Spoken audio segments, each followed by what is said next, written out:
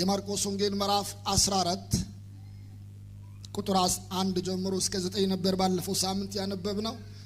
ክፍሉን ለማብራራት ሳይሆን በክፍሉ ላይ ተንተርሼ እግዚአብሔር የሰጠኝን ሐሳብ ነበር ባለፈው ሳምንት የተከታተልነው። ዛሬም በዛው ሐሳብ ላይ ነው የምንነጋገረው። ግን ክፍሉን አነባለሁ በጌታ በኢየሱስ ክርስቶስ። ከሁለት ቀን በኋላ ፋሲካና የቂጣ በዓል ነበረ። የካህናት አለቆችም ጻፎችም እንዴት አድርገው በተንኮል እንደሚይዙትና እንደሚገድሉት ይፈልጉ ነበር። የሕዝቡ ሁከት እንዳይሆን በበዓል አይሁን ይሉ ነበርና። እርሱም በቢታንያ በለምጻሙ በስምዖን ቤት በነበረ ጊዜ በማዕድ ተቀምጦ ሳለ አንዲት ሴት ዋጋው እጅግ የከበረ ጥሩ ናርዶስ ሽቶ የሞላበት የአልባስጥሮስ ብልቃጥ ይዛ መጣች። ብልቃጡንም ሰብራ በራሱ ላይ አፈሰሰችው። አንዳንዶችም ይህ የሽቱ ጥፋት ለምንድን ነው? ይህ ሽቱ ከ300 ዲናር በሚበልጥ ዋጋ ተሽጦ ለድሆች ሊሰጥ ይቻል ነበርና ብለው በራሳቸው ይቆጡ ነበር። እርሷንም ነቀፏት።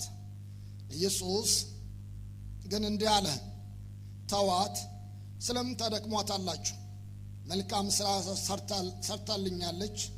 ድሆች ሁልጊዜ ከእናንተ ጋር ይኖራሉና በማናቸው በወደዳችሁት ጊዜ መልካም ታደርጉላቸው ትችላላችሁ። እኔ ሁልጊዜ ከእናንተ ጋር አልኖርም።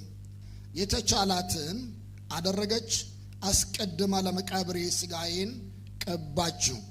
እውነት እላችኋለሁ ይህ ወንጌል በዓለሙ ሁሉ በሚሰበክበት በማናቸውም ስፍራ እርሷ ያደረገችው ደግሞ ለእርሷ መታሰቢያ ሊሆን ይነገራል ብሎ ጌታችን መድኃኒታችን ኢየሱስ ክርስቶስ ተናገረ። ክፍሉና ጊዜው በጣም ውስብስብ ያለ በአጣብቅኝ መሃል የገባ ጊዜ እንደነበረ ባለፈው ሳምንት ተመልክተናል። ጊዜው ፋሲካና የአይሁዶች የቂጣ በዓል ሁለቱም ተከታታይ በጣም ብዙ ሕዝብ የሚሰበሰብባቸው በዓላት ናቸውና ብዙ ሕዝብ በኢየሩሳሌም የሚከማችበት ወቅት ነበረ። በዛ ጊዜ ደግሞ ፋሲካን ከመብላታቸው አስቀድሞ የካህናት አለቆችና ጻፎች ሽማግሌዎችም ተባብረው ጌታችን ኢየሱስ ክርስቶስን እንዴት አድርገው እንደሚይዙትና እንደሚሰቅሉት እንደሚገድሉት ይመካከሩ እንደነበረ ከክፍሉ እንመለከታለን። ይሄ ሊሆን እንዳለ ጌታችን ኢየሱስ ክርስቶስ ተደጋጋሚ ተናግሯቸዋል። በተለይም ለደቀ መዛሙርቱ ብዙ ጊዜ አልፎ እንደሚሰቀል